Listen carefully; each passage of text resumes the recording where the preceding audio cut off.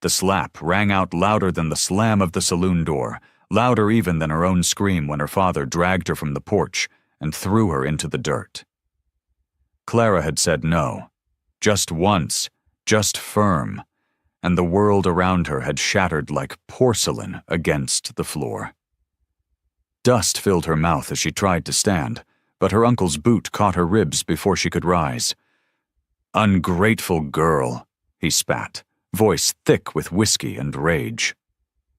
They'd promised her to Jed Bramley, the town's new cattleman, fat with money and cruel with animals, and Clara had dared to defy it.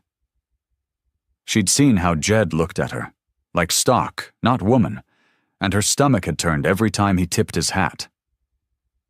"You'll bring shame if you keep this up," her aunt whispered, watching from the steps, arms crossed, face pale. Clara wiped blood from her lip and met her eyes. Then let them talk. That night they kept her locked in the smokehouse behind the barn. The dark was thick, and the air stank of dried meat and rot, but it was the silence that broke her. Not a single voice came to her defense. Not her cousin, not her aunt, not even her father, who once taught her to shoot tin cans and tie rope like the boys. The girl who once dreamed of Kansas skies and books full of poems now sat curled in straw, wrists bruised, future dim. But far past the cottonwoods, where the grass met the broken horizon, someone was listening. His name was Wicasa, a young Lakota man whose father had traded furs with Clara's family seasons ago. He hadn't seen her since the winter of the sickness, when she'd brought him stew and smiled with red-chapped cheeks. He'd remembered her name long after the fever passed. That night, he watched from the tree line as shadows moved near the barn. He saw the blood, the limp in her gait, the way her head hung like a broken reed. And in that moment, Wicasa made a choice. He turned back towards the hills, not to walk away, but to prepare. For what, he wasn't sure. But something inside him burned cold, and it wasn't the wind. Clara didn't know it yet, but the night would not end the way her uncle planned. By morning, Clara's lips were cracked, and her wrists throbbed beneath the tight twine. The smokehouse had no windows, only slits in the boards where light filtered in like blades, cutting through dust. She could hear chickens clucking and someone chopping wood. But no one came. The silence of a household pretending she didn't exist settled over her like a second skin. And then, footsteps. Slow. Hesitant. The latch scraped. Her eyes lifted, expecting the sharp brim of her uncle's hat or Jed's greedy smile. But instead, it was Jacob, her cousin. Thin, trembling, barely a man, yet old enough to know cruelty when he saw it. He held a tin cup in one hand and stared at the rope binding her. "They said I could bring you water," he whispered, shame blooming red across his cheeks. Clara didn't answer. He knelt, set the cup down, and looked away. "I didn't know I thought you'd change your mind before it came to this." Her throat worked to speak, but no words came, just the sound of his boots backing away. When the door shut, the straw caught her tears. She didn't drink the water. Outside, the morning turned to heat. Wicasa had ridden east at first light, not toward the settlement, but toward an elder who lived beyond the buttes, a medicine man named Chaska, known for dreams that walked ahead of time.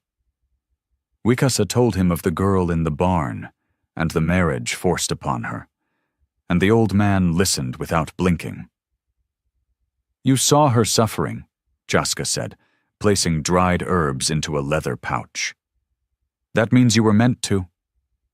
He handed Wicasa a stone carved with twin feathers and pressed it into his palm. "Bring her where women walk free, but do not bring anger with you. That's the white man's poison." Wicasa nodded, torn between fury and calm, knowing both would have to serve him soon. Back in the town, Clara heard the clink of spurs that afternoon. Jed's voice was loud, his laugh mean. She shut her eyes and tried to become small. But in the woods beyond, Wicasa had already started his return. He knew the land well, knew where the fence was weakest, knew that Clara's life was about to break in two, once by force and again by freedom. He just hoped he wouldn't be too late. The next evening brought no reprieve. Clara's father finally came, but his eyes were flat with something colder than anger. Disappointment carved from years of silence and dust. He didn't kneel or untie her. He just stood in the doorway of the smokehouse, arms folded, the scent of pipe smoke curling around his shoulders. "Tomorrow you marry Jed," he said, voice low, as if ashamed to speak too loudly. "It's done." Clara lifted her swollen face and met his eyes. "You'd sell me like a calf?" He flinched, just barely. "This land's dry. We need his cattle, his coin, so trade the barn," she snapped, breath shaking. "Trade your pride, not me." But her words only deepened the lines around his mouth. He turned without another word, and the door slammed shut behind him. That night, as she lay with pain blooming along her ribs, she felt something shift, not in her body, but in her soul. She would not beg, she would not break. If this was her ending, it would not be on her knees. Meanwhile, Wicasa crouched beneath the branches of a hackberry tree less than half a mile away. He watched the property, counting shadows. He'd marked where the smokehouse lay, how the guards, if you could call them that, drank themselves stupid by sundown. He watched Jed's horse tied by the fence, saw the flicker of oil lamps through the kitchen window. He waited, still as stone, until the moon rose high and the wind stilled. Then he moved. His steps made no sound as he crept through the grass. The blade at his side remained sheathed, not for lack of reason, but because this was not a night for violence. Not yet. Inside the smokehouse, Clara's eyes blinked open. A shape loomed at the slats.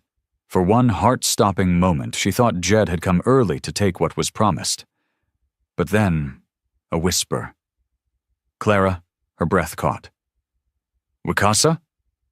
The knot at her wrists loosened with a sharp pull. His hand brushed hers, warm, calloused, real. "Can you walk?" She nodded, already scrambling to her feet, dizzy but alive. He wrapped a thin blanket around her shoulders and opened the door. The stars above seemed brighter than they'd ever been. He took her hand, and together they slipped into the trees, two souls running from fire toward something neither of them had ever known. Choice. They ran until Clara's breath turned ragged and her legs threatened to give out. But Wicasa never let go of her hand. The trees thickened around them, swallowing the moonlight until only slivers broke through the branches. Somewhere far behind, the dogs had begun to bark. Wicasa cursed under his breath, adjusted his pace, and pulled her gently down an embankment where the river whispered against the rocks. "We cross here," he said, already splashing into the cold water. Clara hesitated only a second before following, the chill biting her skin like teeth. Her dress soaked instantly, dragging against her legs, but she didn't complain. Every step away from that barn was worth 10 toward pain. On the far bank, Wicasa knelt and listened. The barking had stopped. Only the wind moved now, rustling through pine and grass like a secret being passed from tree to tree. Clara sank to her knees, coughing, exhausted. "Where are we going?" she asked, her voice hoarse. "To a place where your name is not spoken like a punishment," he replied, wrapping a second blanket around her shoulders. "Where no man claims you without your yes." She looked at him, stunned by the clarity in his tone. No one had ever asked her what she wanted, not once. And now here was a man from a people her town called savages, offering more dignity in a whisper than her own family had shown in a lifetime. "Do you trust me?" he asked. She didn't answer. She just nodded. They moved again under the thick veil of night. Wicasa led her through deer trails and dry gullies, always watching, always listening. By dawn, they reached a small clearing dotted with low stones and a circle of braided grass. "We rest here," he said. Clara collapsed against a boulder, and for the first time in days slept. Wicasa stood watch, a carved feather clutched in his palm. He knew this ground. It had once been a sacred spot for prayers before his people were pushed westward. Now, it was a pause between storms. He didn't know if Jed would pursue her, or if her family would let shame drive them to blood. But he knew one thing. Clara wasn't broken. He had seen the fire in her eyes. And if the world chased them, it would find her standing. Clara woke to the scent of pine and the warmth of a rising sun brushing her face. For a few seconds, she forgot the smokehouse, the bruises, the wedding that had nearly stolen her name. Then she sat up too fast and winced, pain rippling down her side like a fresh wave. Wicasa was already crouched by a stump, grinding herbs with a stone. He didn't speak at first. He simply offered her a paste wrapped in cloth and gestured toward her ribs. She hesitated, then pressed it gently to the sore spots. The coolness seeped into her skin like mercy. "How far are we?" she asked, voice still scratchy. "Far enough to buy time. Not far enough to be safe." He motioned toward the distant ridge where a faint line of smoke curled into the sky. "They've lit fires. A search party's begun." Clara's stomach twisted. "They'll think you stole me." "They always do," he said, not bitter, just truthful. "But truth walks quieter than lies, and we still have ground to cover." She studied him now, not just his face, but his patience. Wicasa didn't ask for thanks. He didn't hover. He treated her not like something saved, but someone choosing.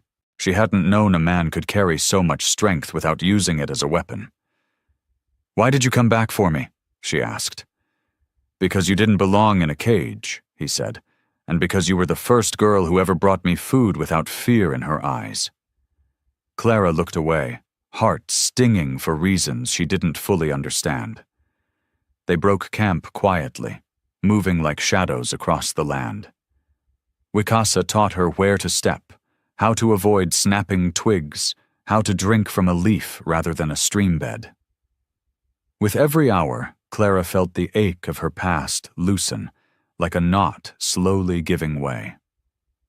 By sundown, they reached the edge of a canyon where the sky stretched open and golden. Below, nestled between cottonwoods and cliffs, was a Lakota camp she'd never known existed. Tents of soft hide, children laughing, women gathering roots by firelight. Clara gasped. "They'll accept me?" she whispered. Wicasa turned to her with a quiet smile. "Only if you choose to stay. That's how we are. We don't claim what doesn't want to belong." And for the first time, Clara realized she had a choice she could make without fear. Clara stepped cautiously into the Lakota village, heart thudding like a hammer in her chest. Children paused mid-game to stare, wide-eyed but unafraid. Women glanced up from their baskets and fire pits, their expressions unreadable but not hostile. Wicasa walked beside her with an ease she envied. His presence met with respectful nods and soft words in a language she did not understand, but felt somehow wrapped in warmth. A woman with silver-streaked braids approached, taller than Clara, eyes sharp as a falcon's. "This is the one?" she asked Wicasa in English, her voice smooth like wind through tall grass. He nodded. "Her name is Clara. She comes with no claims, only wounds." The woman's gaze swept over Clara, not missing a single bruise. Then she has a place to rest, she said simply. She offered Clara a hand, not a gesture of welcome, but of test. Clara hesitated, then took it, and the woman's fingers closed around hers like tree roots finding rock. She led her to a small tent near the cliff's edge, where the sound of the wind softened and the scent of sage lingered in the air. Inside was a bedroll, a carved bowl of water, and folded cloth that smelled of sun. Clara lowered herself slowly, emotions swirling like a storm barely held at bay. No one had asked her who she was marrying. No one had told her what to do or where to go. They had simply made room. That night, around a central fire, the village gathered. Wicasa sat beside a boy shaping arrowheads and an elder who smoked in thoughtful silence. Clara watched from the edge, unsure if she was a guest or a ghost.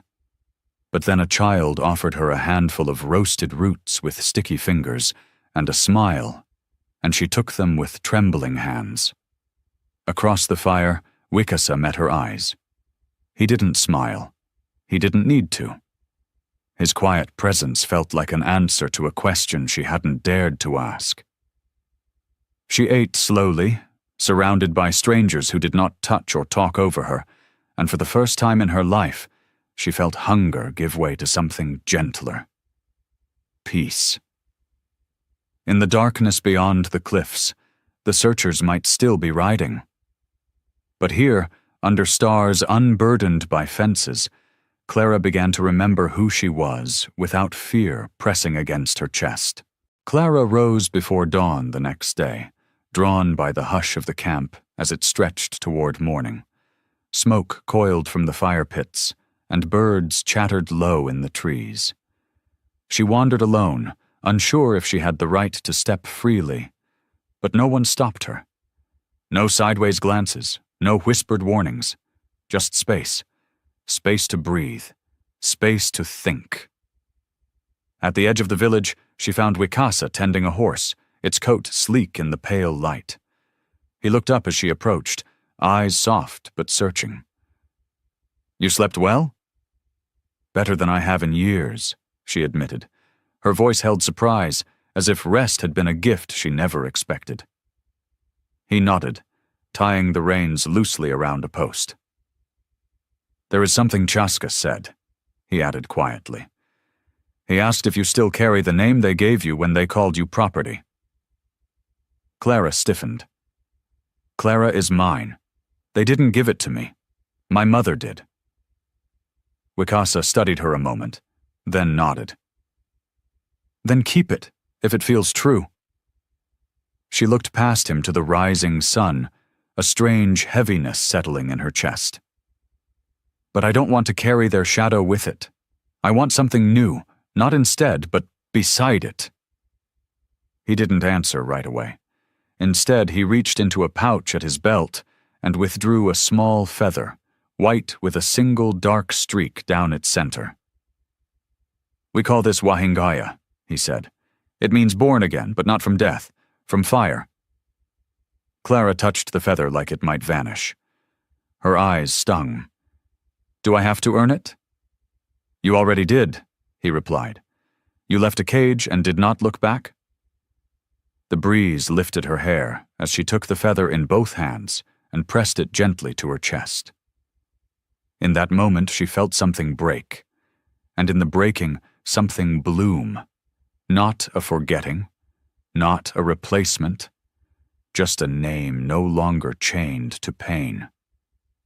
That evening, the village painted a new circle of stones near her tent. Women came with needles and thread, helping her sew a dress from hide and faded cloth. It was hers alone, stitched not from duty, but from choosing. Clara stood by the fire that night, wearing her own story. She was Clara still. But she was also Wahingaya, and no man, not Jed, not her father, could take that from her again. The peace did not last. 3 days after Clara received her new name, a rider was spotted on the ridgeline, alone, but too still to be lost. Wicasa saw him first, silhouetted against the sinking sun, the glint of a rifle slung across his back. He didn't come closer. He just sat on his horse and watched. By nightfall he was gone, but the village no longer moved with the same calm. Elders whispered. Young men checked arrows, and Clara, though her hands stayed steady, felt her ribs throb again with the memory of her uncle's boot. That night, she approached Wicasa by the fire. "He'll return," she said, "and he won't come alone." "I know," he answered. "They think you're stolen. They'll want blood." Wicasa didn't flinch. "Then they'll meet a village that does not kneel." Clara sat beside him, staring into the flames. "What if they force you to send me back?" "They can't force what is already chosen." "But they'll twist it," she whispered. "Say I'm confused. Say you bewitched me." He turned to her then, face lit in gold and shadow. "Then let me ask plainly. Do you want to stay?" Clara met his gaze, unblinking. "Yes, I want to stay. Not because I owe you, but because this is the first place I've been allowed to want anything at all." He nodded once, and that was all. The next morning they prepared, not for war, but for truth. Chaska smudged the camp with cedar. The women packed bundles of food and water. Children were sent with the elders to the higher caves. Wicasa fitted his bow, but kept it unstrung. Clara braided her hair and wrapped her bruises, not to hide them, but to remind herself she had survived them. As the sun climbed, 5 riders approached from the east. Jed led them, face red and eyes sharp with triumph. Clara's father rode behind him, shoulders hunched, lips tight. The others were townsmen, faces she'd seen at market, men who once tipped their hats without seeing her at all. They stopped at the edge of the camp. "We've come for the girl," Jed called out, smug and certain. "She was taken." Clara stepped forward alone, feet firm on the earth. Her voice did not tremble. "I wasn't taken," she said. "I walked away." And behind her the village stood silent, not in fear, but in witness. For a moment, no one spoke.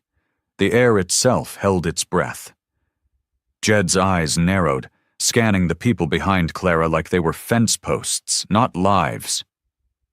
"That ain't your place to speak, girl," he sneered. "Your father signed papers. You're promised." Clara stepped forward until the sun hit her face. The bruises hadn't faded.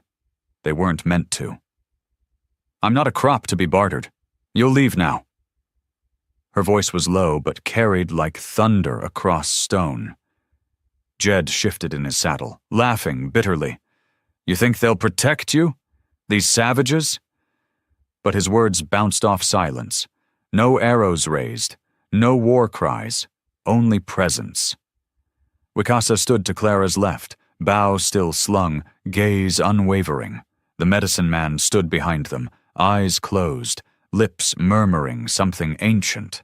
The women flanked the gathering, strong and calm. Not soldiers. Witnesses. Jed pulled his horse forward. "This is your last chance. You come back with us, or we take you back." Clara didn't move. Her father's voice broke across the tension like brittle glass. "Clara, please, think of your family." She turned to him then, not with anger but with ache. "I did, for years. I bent and swallowed and stayed silent, and none of you thought of me." Her eyes softened, but her spine stayed straight. "Let this be the last time you call me daughter. You broke that bond the day you handed me over like a saddle." Jed reached for his rifle. That's when Wicasa moved. Not with violence, but with presence. He stepped in front of Clara, hands raised. "This land is not your claim, and she is not your belonging." Jed froze. Behind him, one of the townsmen shifted uncomfortably. Another looked away. Clara noticed her father lower his gaze. "You'll regret this," Jed spat. though even he seemed to know the ground beneath him no longer listened. Wikasa's voice was quiet. Only cowards regret letting others choose. Jed hesitated one last beat, then tugged his reins.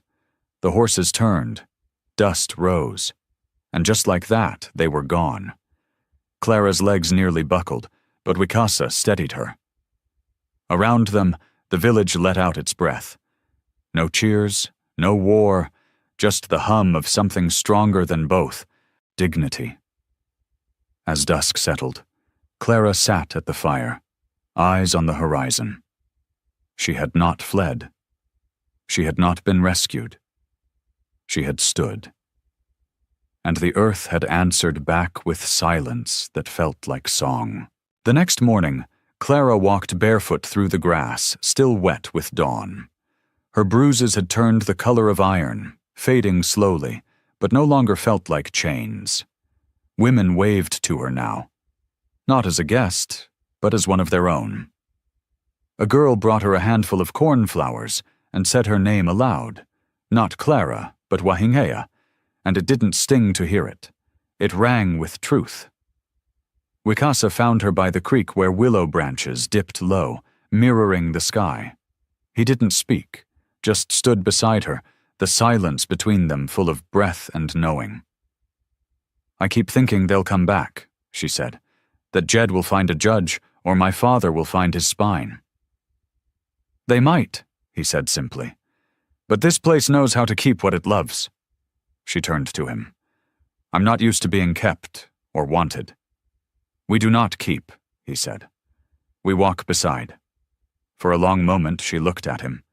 This man who had not tried to own her pain, or fix it, or use it as proof of his own strength. He had simply stood when she needed someone to, and then stepped back when she learned to stand alone. "Do you ever miss your old home?" she asked. "The one taken from your people?" "Sometimes," he admitted. "But missing doesn't mean going back. Sometimes it just means remembering what made you leave." They sat in the grass for hours, the wind threading through their hair. When the sun reached its peak, Clara rose. "I want to help," she said, "with the food, the children, whatever's needed." "Then come," he said. "The village doesn't ask for words. It listens for steps." And so she did. Days passed, then weeks. Jed did not return. Her father never wrote, but news trickled from travelers, talk of a woman who disappeared, of a wedding that never happened, of a man made a fool by a girl with fire in her bones. And Clara let them talk. She no longer needed their silence to define her. One night, as the stars brightened the canyon and the drums thudded low, she braided her hair in a circle and painted her cheek with the blue mark of the reborn. Not for ritual, for memory, for promise, for every girl still locked in a smokehouse of someone else's choosing. And if this story reminded you that freedom often begins the moment you say no to silence, then subscribe to Echoes of the West. And tell us in the comments, what would you name yourself if the world couldn't name you first?